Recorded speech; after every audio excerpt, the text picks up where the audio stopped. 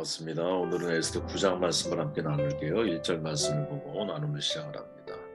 아달월 곧 12달 13일은 왕의 어명을 시행하게 된 날이라. 유다인의 대적들이 그들을 제거하기를 바랐더니 유다인이 도리어 자기들을 미워하는 자들을 제거하게 된 그날에 말씀 실천을 통해서 하나님을 보라라는 제목으로 말씀을 나눕니다. 에스더 9장은 역전의 하나님을 통해서 반전을 경험했잖아요. 이제 이 이스라엘 백성들이 정반대로 바뀐 두 번째 조서의 내용을 실제로 실행에 옮기는 이야기들을 기록을 하고 있죠. 이 내용을 통해서 우리가 얻을 수 있는 교훈이 뭘까? 두 가지로 정돈할 수 있다고 보는데, 첫째는 스스로 생명을 보호하라. 기독교인에게도 정당방위라는 게 있습니다. 이런 말이죠. 에스더 8장에서 이스라엘 백성들은 두 번째 조서대로 실행에 옮기거든요.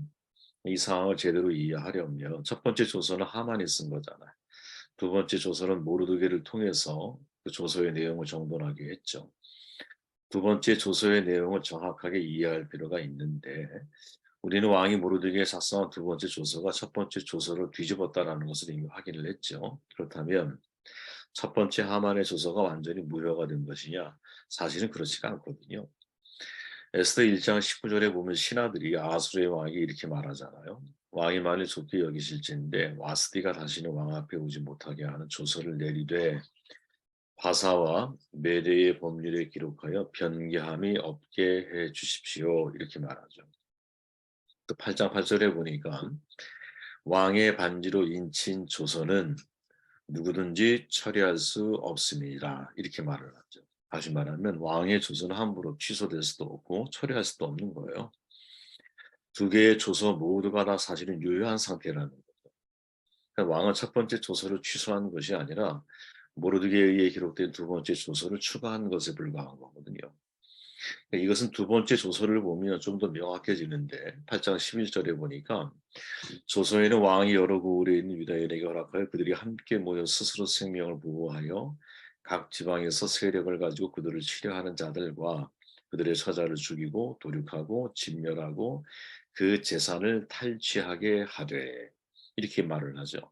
그러니까 두 번째 조서의 내용은 뭐냐? 보복이나 살육이 목적이 아니라 상대가 나를 공격했을 때 너는 너 자신을 보호할 수 있어.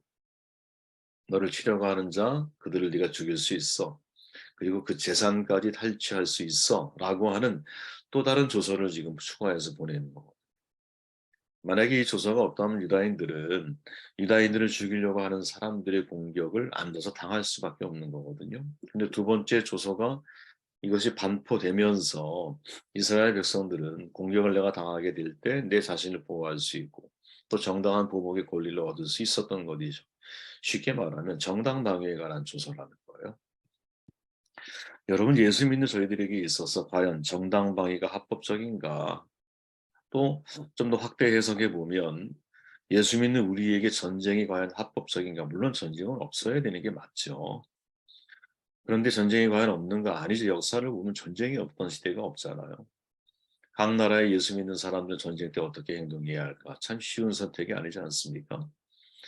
그런데 웨스트민스터 신앙고백 23장 2항에 보면 이렇게 기록을 하고 있거든요.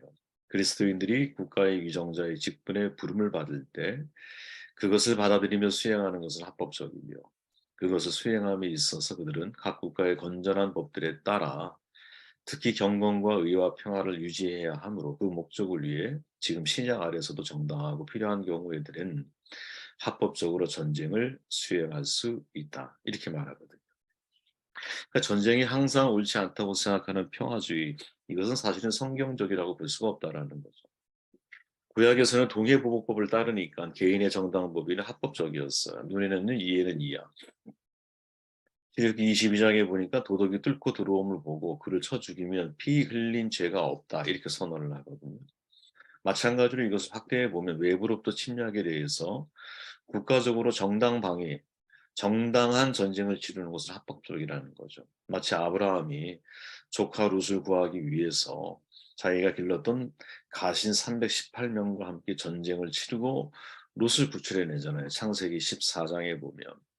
그러니까 오늘날에 사실은 크리스찬이지만 정당한 전쟁이라는 것은 뭐냐? 국민을 지키고 정의를 실현하기 위해서 부당한 방법이 아니라 정당한 방법으로 수행하는 전쟁을 가리키는 거거든요. 구약 시대에는 여러분 하나님의 직접적인 지시로 인한 전쟁도 있었어요. 그죠? 가나안 일곱 족속을 멸하는 전쟁. 그들을 향한 하나님의 심판이죠. 아말렉 족속을 진멸하라. 이건 하나님이 명령하신 거잖아요.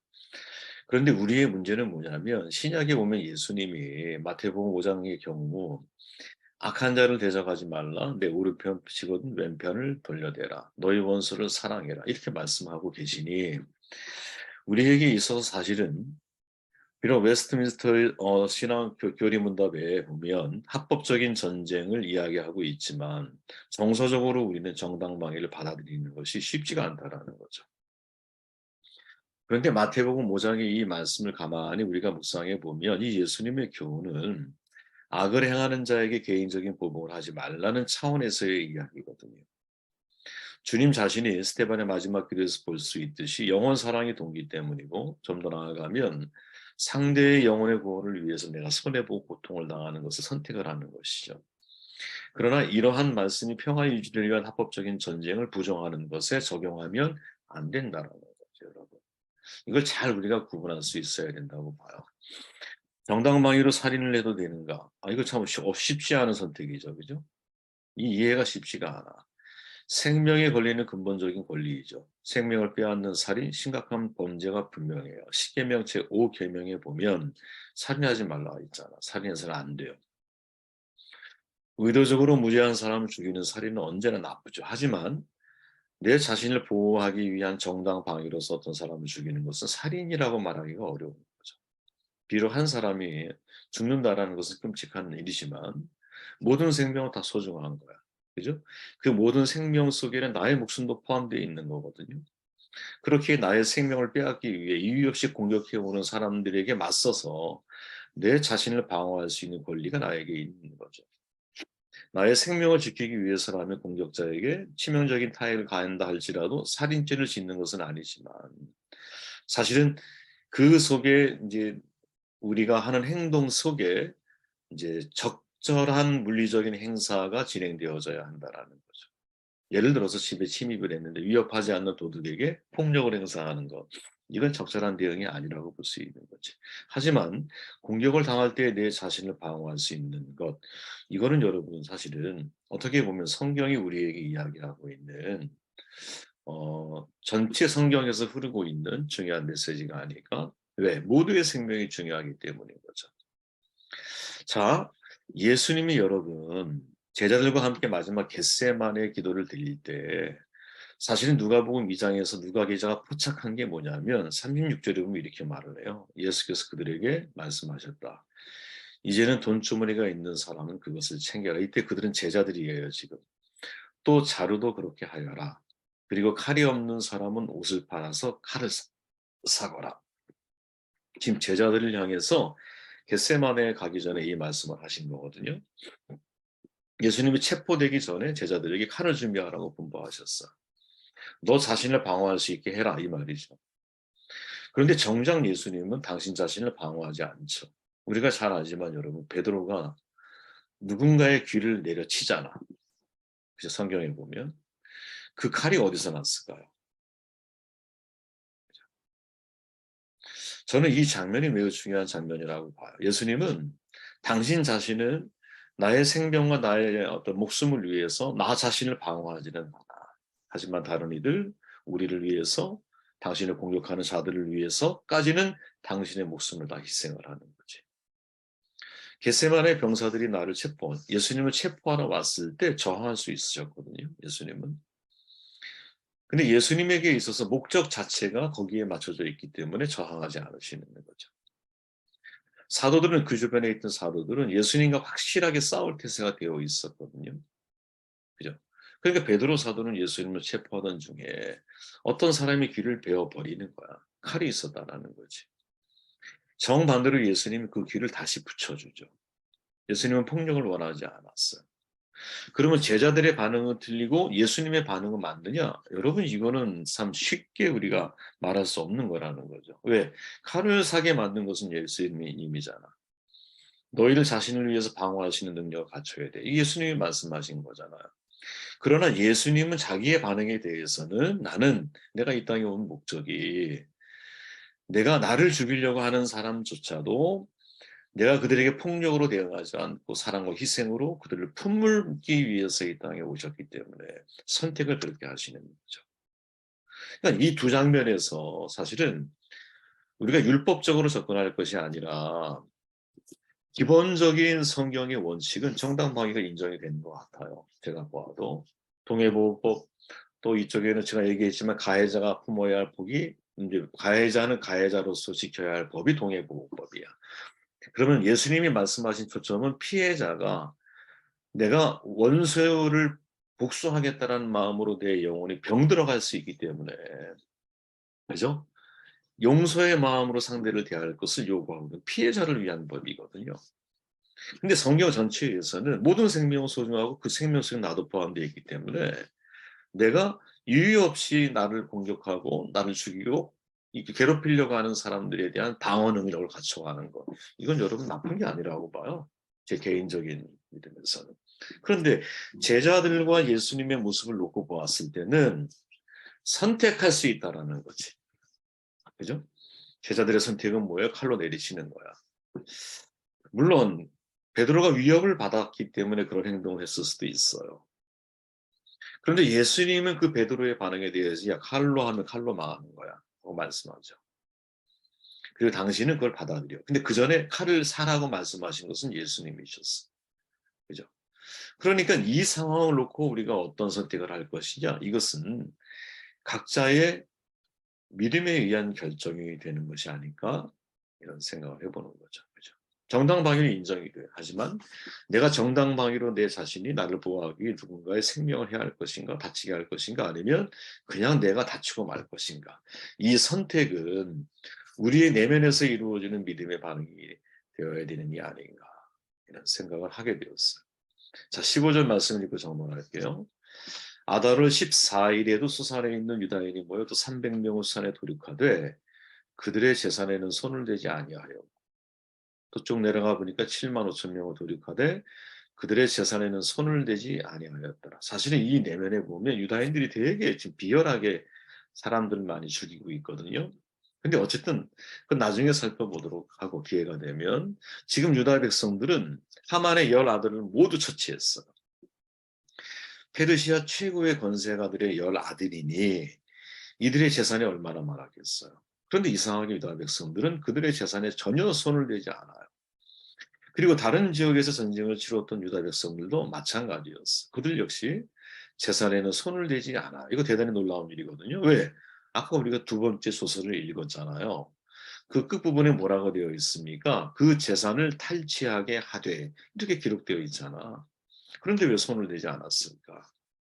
물론 표면적인 이유에서는 이 전쟁의 목적이 살육 복수가 아니라 정당방위 스스로를 지키고 보호하는 데 두었기 때문에 끝까지 그 신념대로 그 목적대로 아마 재산을 탈취하지 않은 게 아닌가 이렇게 생각할 수 있어요. 그러나 또 다른 하나의 이유를 생각해 보면 우리가 하만의 조상이 누군지 처음에 우리가 나누었잖아요. 그죠?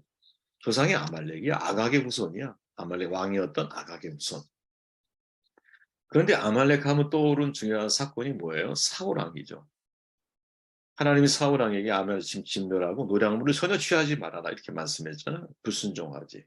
아각을 살려두고 양과 소중히 좋은 것을 남겨도 결국 사울이 하나님 앞에 실각되게 된 가장 중요한 이유가 바로 이 부분이었죠.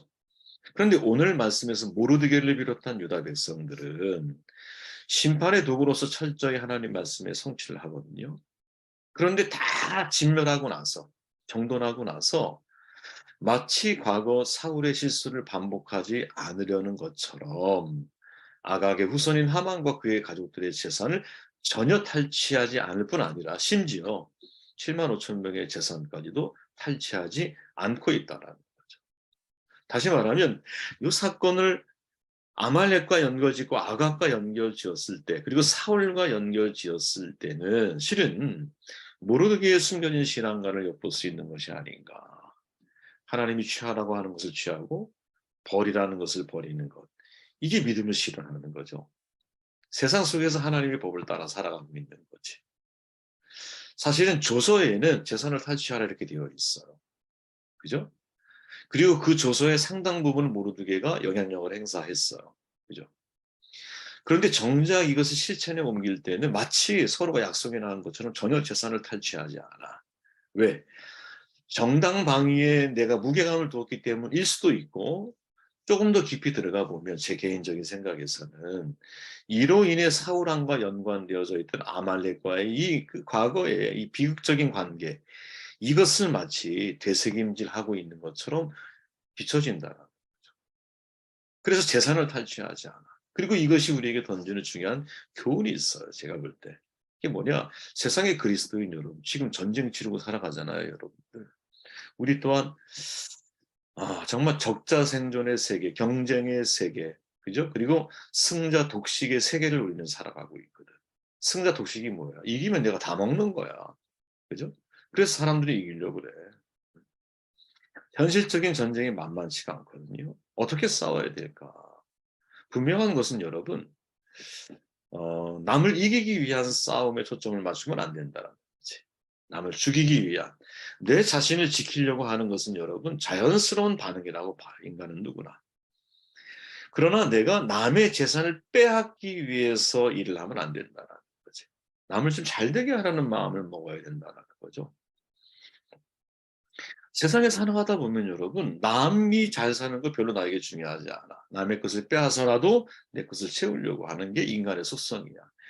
그래서 여러분 늘 얘기하지만 이기심의 뿌리를 들어가 보면 나의 부족함을 채우기 위해서 남의 것을 빼앗아 그 속에 발생하는 게 악이고 갈등이야. 그죠? 근데 세상은 아주 극소수의 사람이, 그죠? 힘을 가지고 모든 사람의 것을 빼앗아 나를 배불리는 거지. 그죠?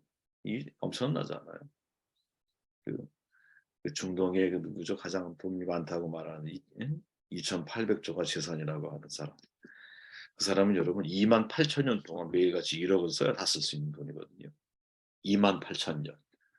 네, 이게 사실 말이 되는 얘기입니까? 네. 그러나 우리는 그러면 안 된다라는 거지, 그리스도인은.